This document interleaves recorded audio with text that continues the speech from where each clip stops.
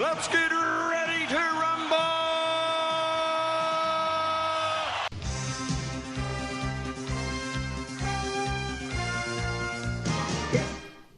Hello and welcome to Netflix vs. Cinema.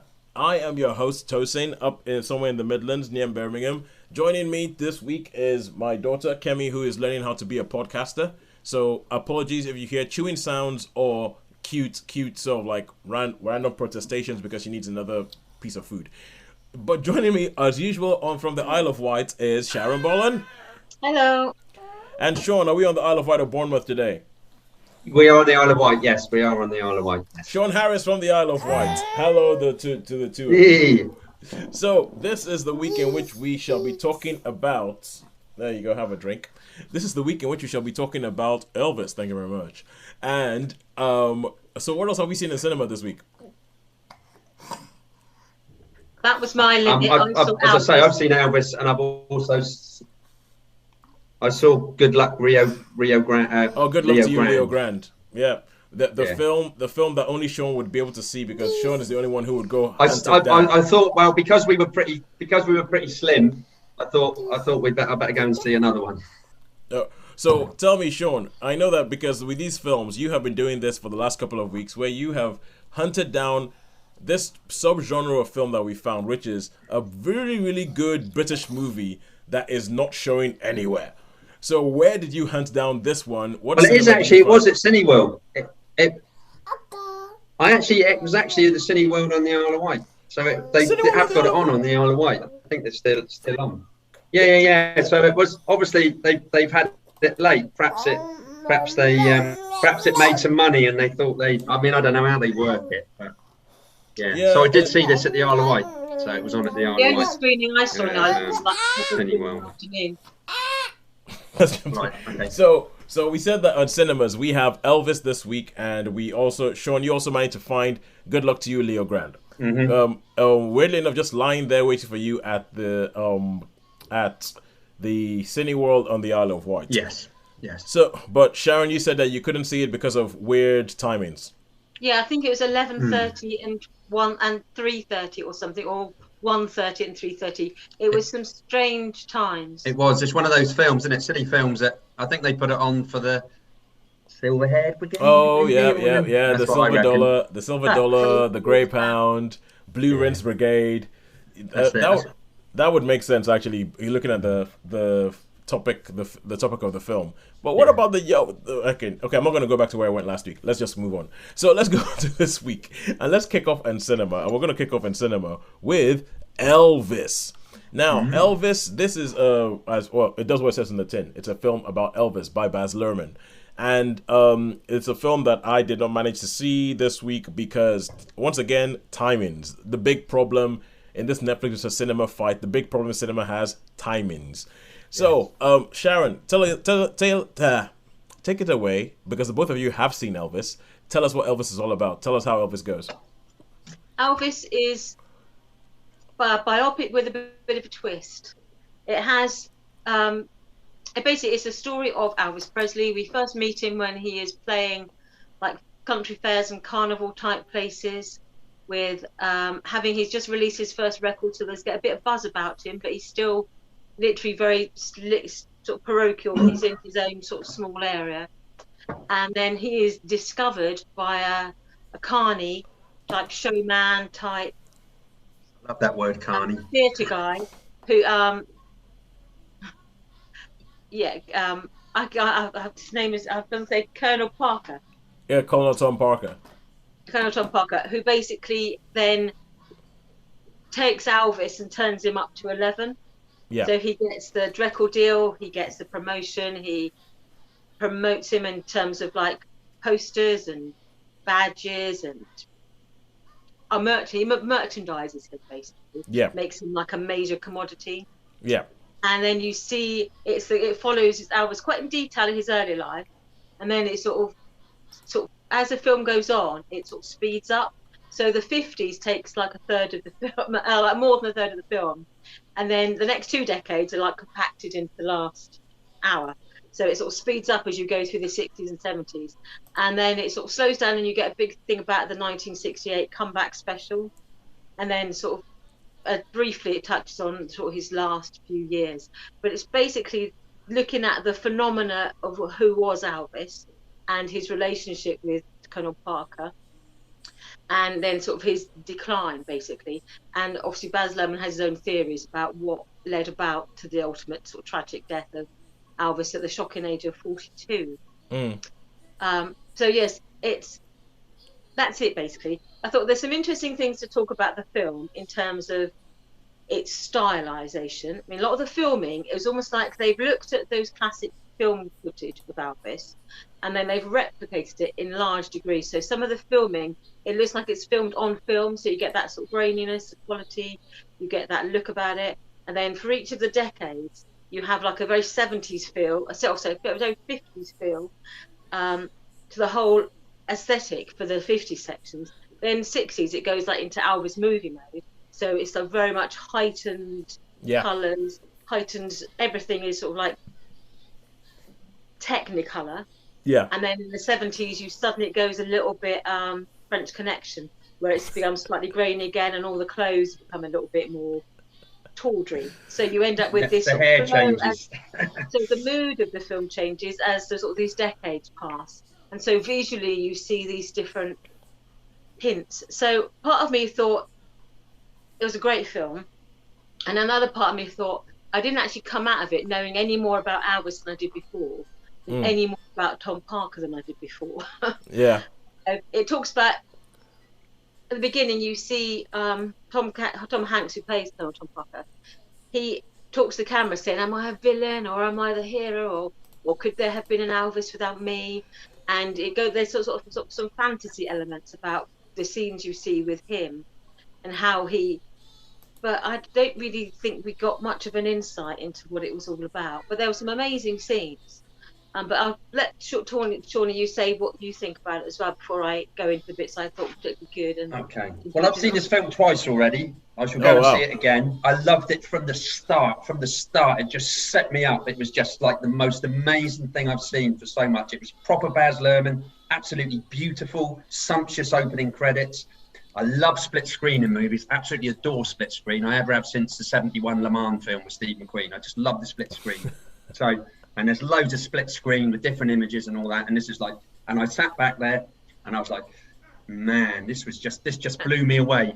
Just totally blew me away, you know, with exactly like Sharon said, with a bit of old footage made look old. And he was brilliant. The guy who played him was absolutely phenomenal. Austin Butler. Because that was going to be a question of mine, is like, because Austin Butler, it was a case when he was cast, people were like, "Oh, it doesn't really look like Elvis," and it was one of those things where it's like, this guy has to nail this thing. If not, people are going to come for him. Yeah. I mean, I really like Elvis. I tell you what is quite interesting though. I wondered, because call for Dr. Nick, and I wondered if that's why in The Simpsons they call him Dr. Nick. You know what I mean? So, like, hi everybody. Dr. Nick, and I was thinking, yeah, right. So I wondered if that's why The Simpsons used Dr. Nick. But man, I love this film. This is the best film I've seen for a long time. I absolutely adore it. Absolutely adore it. I can't say enough about it. Everything in there, really enjoyed the music, the split screen techniques. I love split screen. Absolutely beautiful. I think one of my visual highlights was when they did like the Elvis's '60s movie career, his film. Yeah. They did a sort of scene on his tour bus where it's almost like they've taken one of his musical numbers and then they basically recreated that within like a tour bus and introducing all of his members of his entourage. Part of like this sort of dance, this number. I mean, I'm quite interested in Elvis actually as well, so it's quite interesting. At the start of the credits, there was some like ornaments and things that come up and all that, because there was a song by someone. It's called Porcelain Monkey, and I don't know why it's just sort of stuck in my mind for ages. He gave it all up for a porcelain monkey, and the whole story is, it's about, it's a good tune to listen to. But yeah, I mean, no, Sharon, you're right. It was, this was class. For me, this is Baz Luhrmann at its best. Yeah, absolutely. There are certain bits I really liked about it. I mean, there were certain instances where they used, you probably noticed this as well, they used real footage, and then but they sort of spliced it in. So there's one where it was like the actor, then it was like real Elvis, then it was the actor again. Only for a split second, but you're like going, that was the real Elvis. And then at the end, they do this segue between the actor singing Elvis's final recording, and then it merges into the real Elvis, which is a tragic, I mean, they heartbreaking. made him look that. Yeah. But he got the what's look not to and love the about movie. this? Yeah. Like you say, and Sharon, like you were saying about the different eras, the different decades, absolutely right up my street. Absolutely. I'm like, oh yeah, look at those cars. You know, there's an old '56 Buick I'm thinking Roadmaster there. sure, that's where you live. That is where you live. that whole era is where That's you where live. I live. Yeah. So, and I mean, as well, when you see him in his older years as well, you know what I mean? When he's like haunch, should we say, or you know, a bit. That was, yeah. I mean, essentially, the Elvis I was first introduced to in the white sequined jumpsuit on a stage and sweating on a stage in Las Vegas somewhere. Yeah, it merges into that. But you see more of the young Elvis and more of the... Basically, most of the film is concentrated on the up to the 1968 comeback special. And then it's you see his residency in Las Vegas, and then his decline, not musically, but his decline in his health towards... And that's the last sort of 7 or 8 years of his life. But the do you think of Tom Hanks, Sharon? Amazing. Sorry, Shawnee? What did you think of Tom Hanks? See, I'm torn about What did you think of Tom Hanks? Yeah, I'm torn about his... Elvis, my boy. Yeah, because that was my reservations about the whole film, was that particular part of it, about... Because I don't remember seeing any real footage of Colonel Parker. And so I don't know how he talked, I don't know how he... Not a lot. So I don't know anything about him, really, other than what's sort of been reported. So I'm thinking... From this, I don't know if that was good or not, because I have got nothing to base it against. I was surprised when I saw. For you, then. I was surprised when I saw what seems to be a bit of a German accent in the trailer. I was like, really? Yeah. Apparently he was Dutch. He was Dutch. Yeah. So because the thing is, with Baz Luhrmann is a director who can sometimes be accused of having style over substance. He likes his big operatic numbers, and if you give him something that's going to be big and the emotions are turned up to 11 and everything like that, you would get. And I was wondering, and it sounds like what you're saying is that he does nail the spectacle, but Sharon, you were saying you felt like you walked away not really knowing anything new, because it doesn't really. I revisited a lot of the footage, and it was visually it was amazing, because I went and re-looked up at the 1968 comeback special. Especially some of the songs that I thought, wow, that's a great song, I'm going to listen to that again. And I went, it was flawless, it was perfect. But I was slightly uncomfortable at some aspects of it. And I thought, did I really understand Elvis anymore now? Or do I think of him as, was he a victim of Colonel Parker, or was he aware of... I wasn't really any clearer than I was before I went into that film. And there's a couple of scenes where the carnival at the beginning, you get some of the background things that you have to think about. There's a big geek exhibit in this carnival. You pass it, but it's enough that you go, are they by, because nothing's there by accident. Yeah. And the fact that when you go past this big geek thing on the sign, are they saying that Elvis was exploited? Are they saying that he was exploited, a victim of Colonel Parker, and that he was turned into what he wouldn't have become without his influence? Or there's some elements where you're thinking, whoa, I'm not sure if I'm really comfortable with that particular aspect of it. Yeah, there is a school of thought that thinks that it was, Tom Parker did exploit him in a way because he handled all the finances and all that. I mean, I'm like you, Sharon. I mean, it's very, very sketchy about what goes on in that, because I didn't really know how much his actual family were involved in this, because in this, his father's involved quite a lot, isn't he? Yeah. In this one. He's there So, all the time. I mean, and I didn't realise quite that. It's just like manager or something. So, yeah. Yeah, but I thought, but to summarise, I thought, it was an amazing spectacle. I mean, I love Baz Luhrmann. I love Strictly Ballroom, was one of my favourite all-time films, one of his early films. Yeah. And so I do like the way that he does take things, and he has a sort of twist. He has this sort of luscious, sumptuous sort of feel to everything, as like a feast for the eyes. Yeah. So I did like all those aspects of it. And and the music, great. The only times I didn't like the music was when they suddenly would have a modern piece of music would be played, and I found it intrusive. There were some scenes like in the 50s where suddenly you'd get along to me it sounds like just like Yeah, there's there was some Elvis covers, wasn't there? There was some Elvis tracks sung by some. I mean, I just didn't like them. I just thought, what is that music? And to me, it was intrusive, and I was like, what's that? Yeah. And it just took me out of the film. So I was thinking, what's going on? Why is suddenly the soundtrack gone a bit weird? Okay, so okay, now we come moment of truth. How many stars would you guys give this? Well, this is totally 5 all the way for me. Totally, this is my nail it, barnstorming, take it to the bank, number 5 for me. All right, Sharon. I would go with a 4. I had some reservations. I thought it was a really well done made piece of film making, but I would give it a 4. I had a couple of reservations where I felt a little bit uncomfortable at times, so I would give it a 4. But certainly I would recommend it. And it did make me revisit some real footage of Elvis. So I thought, well, that can't be bad, can it really?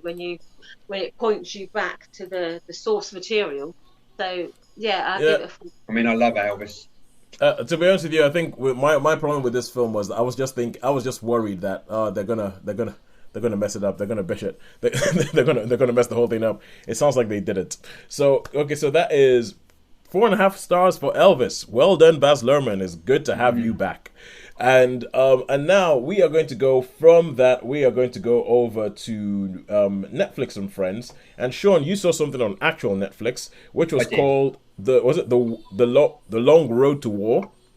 Yeah, that was a documentary. I'd probably be better to talk about Last Seen Alive, which was a Gerard Butler film. But I'd like to mention that on Netflix, The Long Road to War. Yep.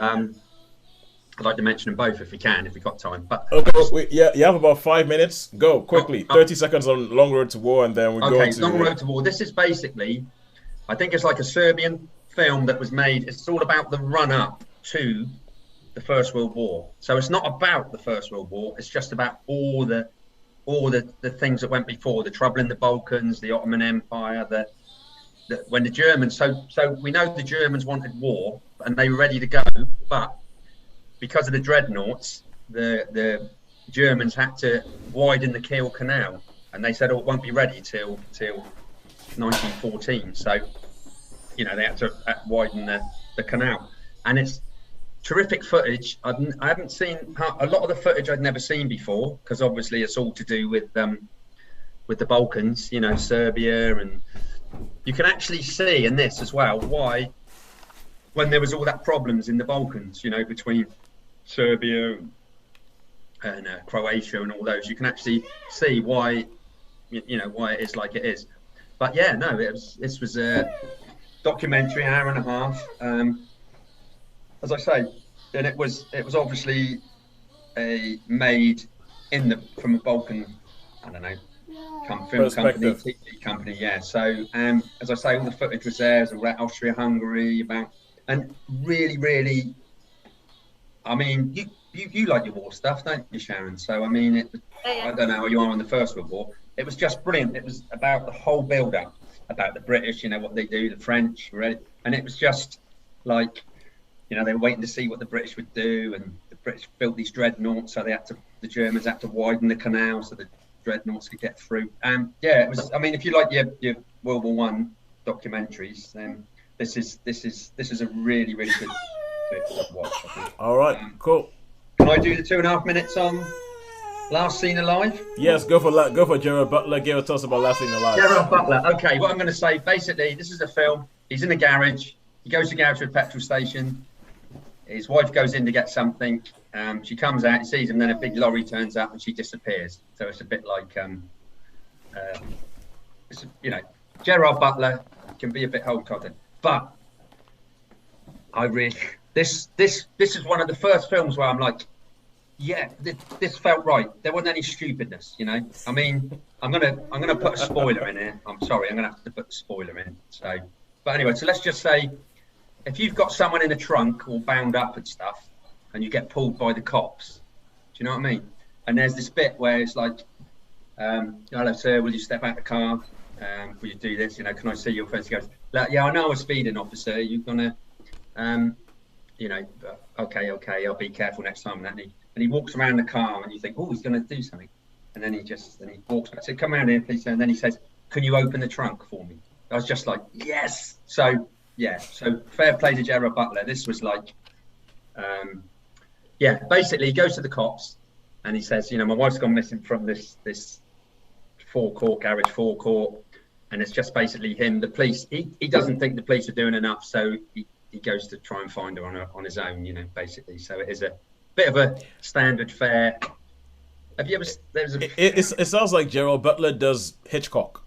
Yeah. This is. I mean, there's the shoot 'em ups and there's the shotguns and the gunplay and all that sort of stuff that goes on in that, and your nasty, nefarious characters and all that. But the thing what I liked about it was there wasn't any silly bits in it.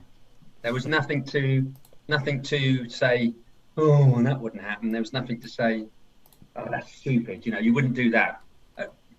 And as I say, that being pulled over by the cops, that was, I thought, hey, at last, someone, because they're going to do it. Because normally it is like they got something, don't they? And they're driving, the cop will stop and say, even I can't do it. Well, they try and build up the tension, but it doesn't happen. So you're saying that this is, instead of being a Gerard Butler, let's shoot and blow everything up thing, a la this has fallen, that has fallen, what else has fallen, gravity has fallen. Yeah. It's actually like it's more like a thriller. Yeah, it's more a thriller. Yeah, as I say, you have got the gunplay in it, but she's in the bit of the old violence, and it's quite good in the way that you think, oh, is there something? Because obviously at the start of the theme, they're not getting on so well. Do you know what I mean? So you're thinking, oh yeah, is he something to do with this, or is he not something to do with it? So is he something to do with the disappearance of his wife? Is he not something to do? But anyway, so yeah, I mean, I really enjoyed this film. So this was a good Gerard Butler film. So. And then, okay, just one more question about Gerard Butler. Mm-hmm. When every Gerard Butler film, you have to ask, is he Scottish or is he trying to be American? To be honest, I didn't really notice that. He was the same as he was in The Olympus Has Fallen. So yeah. So both of these, I'm going to give The Long Road to War 4-star, and Last Seen Alive, I'm going to give that a strong 3. And now we go on to cinema with Good Luck to You, Leo Grande. And this is a film that I want to see. Shaun, you just spoke about Elvis and said that Elvis was like, best film that you've seen this year. And I think of films that I want to see more than this is a film I'm like, I actually really want to see. You said that last week, yeah. Yeah, I really want to see this film. So much so that I'm considering maybe figuring out some way in which I can go to a cinema that is more than 10 minutes from my house to actually to actually see this film. So the basic setup for what we know about this is that Emma Thompson plays a lady who is she's widowed, she's older, but she's never actually, I think in her words, experienced any sort of sexual pleasure because of her age of the time when she grew up in and what women were expected to do and how sex was all about the man.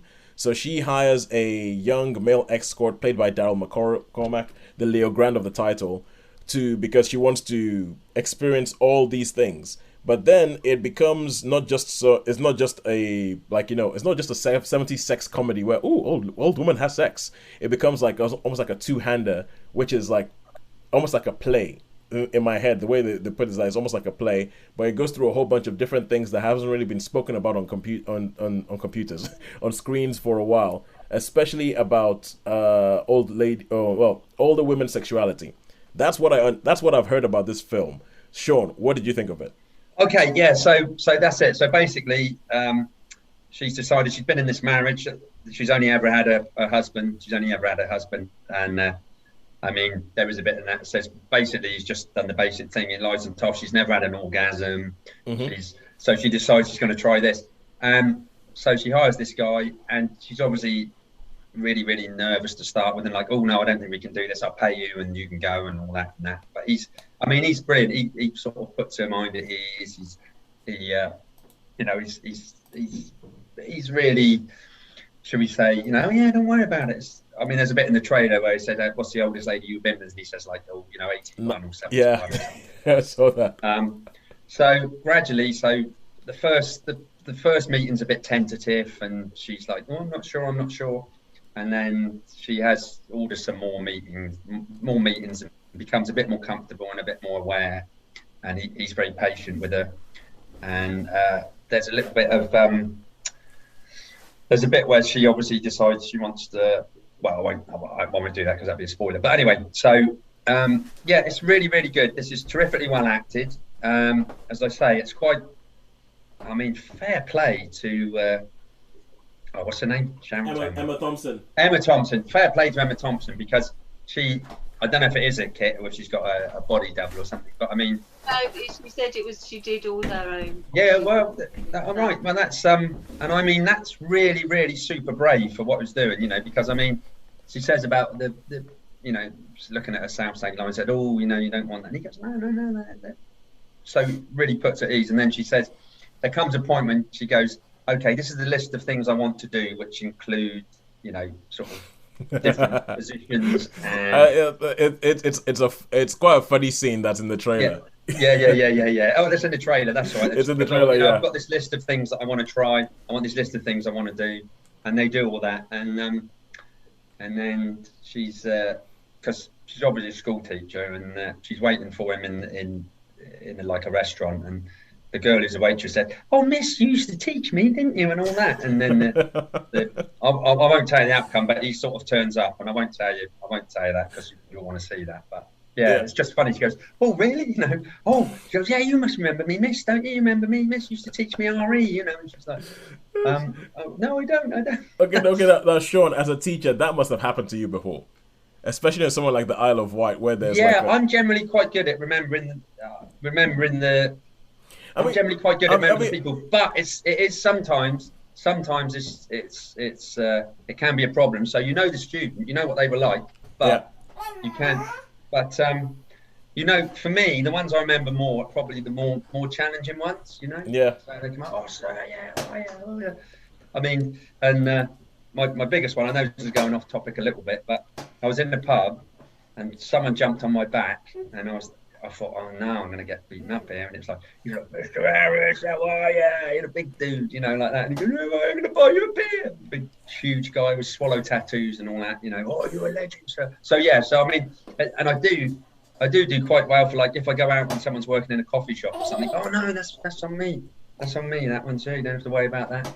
So yeah, so it does happen, but. So all right, so with this, I mean, because with the film, obviously this is the kind of film that I think a couple of years back I probably would have looked at and gone, that just sounds like smut. But I mean, the fact that it has Emma Thompson, and I feel like she doesn't just lend her name to anything. And I feel like there are some people that if they're going to do, I think you guys are talking about nudity and nude scenes, that if they're going to do nude scenes, it's just kind of like gratuitous. But you feel like if there's going to be Emma Thompson, there's going to be a story and there's going to be a reason behind it. Because of the topic of this, I'm pretty sure that there's going to be something that you're talking about her being brave. And whenever people talk about an actress being brave on screen, that is code for she takes her clothes off. And so, especially an older, you know, especially someone who's a little bit older. I mean, that is quite brave, I think. Yeah. So was it gratuitous, or do you reckon that it was actually? No, it wasn't gratuitous. I wouldn't say it was gratuitous. I wouldn't say it was gratuitous at all, really. In fact, I'd say it was quite. You know, you can see what's going on, like when it comes to doing certain things, but it's not like in your face. Going on there. Yeah. All right. So, what was I going to say? But it is really, really well acted. But I mean, I think this is one of those films that you could watch on TV at home. Do you know what I mean? This doesn't necessarily. It did. Funny enough, like you were saying, going back to what you said at the start, it did feel a bit like this could have been a stage play. You know, it feels like you could have done this on the stage. You probably wouldn't have had the the positions and stuff. But yeah, it was So yeah, I mean, it was really, really well acted. It's not something that I would have rushed to see, but I just thought we might need something else. So yeah, it was. So how many stars would you give it? I'll give this a 3-star. I'll give this a 3-star. This one. So yeah, it was good. It was a good, solid film. Yeah. Not really the material of the film, the narrative of the film. Not something that I would particularly, be interested in normally. But we've got to make some sacrifices for the podcast. You see, and that's why amongst us, Shaun is the professional. Shaun is the professional. All right, cool. And so that is good luck to you, Leo Grande. And you said you could watch it on the TV. At this rate, that's how I'm going to have to watch it, unless I can sort of like squirrel out some time and then go find something. Anyway. Now let's go on to the final thing that we're going to talk about this week, and that is Palmer. Palmer, and that is something that Sharon, you and I we are burning through our 5 months of Apple TV Plus, trying to watch as much as we can before they take it away from us. So you saw Palmer on Apple TV Plus. Tell us about this. Yeah, this is a film, an Apple TV original starring Justin Timberlake and Juno Temple, and I've just got listed the cast here. They're the only ones I recognise anyway. And basically, Justin Timberlake plays a man in his 30s who, when he was a teenager, he had become something of a success in the American high school football and college football field. Ooh. And he was like a big deal in his hometown. And surely you'll understand about the whole American football. Yeah. How it was the high school and college football is huge. Anyway, he was like a star quarterback, and then he got a bit above himself, and he ended up committing some offences and was sent to prison. And sort of 12 years later, he's finally been released from prison. He goes home, and he basically goes home to his grandmother. And his grandmother lives in this sort of house on its own little piece of land outside this small southern town, Texas town, which is quite particular to the plot. And in the garden, she has a static caravan, or trailer, as Americans would have it. And in this trailer lives a woman with her boyfriend and her little boy. And the woman and her boyfriend often just take off and just disappear weeks at a time. They sort of drink freely, they sort of use recreational drugs, and they're basically, this little boy, whenever they disappear off, gets left with the grandmother. And so when he moves home, he makes friends with this little boy called Sam, but he doesn't make friends with him, he just sort of tolerates him because he's staying with his gran. And he's sort of staying there trying to sort of find what can he do now. So he gets a job basically as a janitor in a high school. And then at the beginning of the film, quite suddenly one day, whilst his grandmother is looking after this little boy, she dies in her sleep, effectively, leaving him alone with this little boy. With the mum and the stepfather nowhere to be seen. Social services not really been that interested, saying either you either put him into care or you can look after him yourself. No one really is that bothered about him. He hasn't got really many friends. He's a bit different to other little boys, as in his favourite cartoon is Flying Fairies. And for Halloween, he wants to go as the Flying Fairy Princess. And all the other boys who want to go as like He-Man or as the superheroes, but he wants to go as the Flying Fairy Princess. So Palmer, the name of Justin Timberlake's character, says, well, that's what you want to go as. You go as the Flying Fairy Princess, but you may find that you may have a hard time at school about it, because he is being bullied, because again, he likes playing with the girls, he likes to wear makeup, he likes to wear like butterfly clips in his hair. So I don't like putting labels on children, but this little boy, he likes what he likes. Yeah. So, and as the film develops, you basically see how this odd couple, this little boy who likes the Flying Fairy Princesses, and this man who's an ex-convict who's sort of trying to navigate his way back into the world again, how they form this really close bond. And then the story sort of carries on from there with a few. There's the whole sort of dramatic catharsis, and then there's like a resolution. It's basically the story of this odd couple. I'm getting slight Peanut Butter Falcon vibes. Oh yes, absolutely. Okay. Absolutely, that sort of thing. Yeah, Peanut Butter Falcon, great film. I would recommend it. Yeah, definitely, yeah. But I'm getting, it has those vibes about how people just connect, and it isn't the people you wouldn't necessarily think would connect do. And for this little boy, he's found in Palmer, what he needs an adult to be. Sort of someone who's caring, supportive, accepting. And I'm guessing there. Sorry. There, so it's like that resonates with me quite now, because at the moment, as we're on the podcast, I am. Well, you guys, we're on Zoom, and off screen, I'm trying to placate a little girl who just wants me to be there, and I'm trying to be there and do this at the same time. And so far, I'm kind of surprised I'm getting away with it. But I was just gonna say. So, what did you think? No, I liked it. I thought, again, it's one of those films that has a certain tone. So it's always sort of slightly muted in its tone. But I quite like that in a film when I'm just want to watch it. I don't want all the sometimes I don't want high drama, but there was enough of the sort of the rise and fall and the drama to the story to keep you entertained. So no, I really liked it. So it's one of those quiet films where about sort of two, misfits finding sort of acceptance in where you wouldn't expect it. So I liked it. I appreciate it a lot. So I would give it a four stars. Ooh. And I also saw this week, I forgot to mention it, I also saw Coda, which we have reviewed before. But No, again, we haven't. We haven't reviewed Coda. we haven't. That's why I didn't put it as one of my films. No, we haven't reviewed Coda because when it won the Best Picture Oscar, we mentioned it, but none of us had seen it because none of us had Apple TV Plus at that time. No. Oh, right. So I'll save that one then until you've seen it also, and others have seen it, so we can compare. Okay, so but I have seen one which you got to see. I'm not sure if Tozen's seen this, but I know I did review it. But Greyhound, did you say anything? You saw Greyhound? Yeah. That was Sharon's other thing. So what we decided is, okay, it's not like I'm already watching a lot of Apple TV Plus already this week. What I've got to go do in this next week is watch Coda, watch Greyhound, and next week we can talk about Coda review, Greyhound feedback. We can do that and open all the other things. And maybe I can finally get to talk about the after party. But okay, so talk about that. Okay, now Sharon, I think you would like the after party. I think you would like the after party.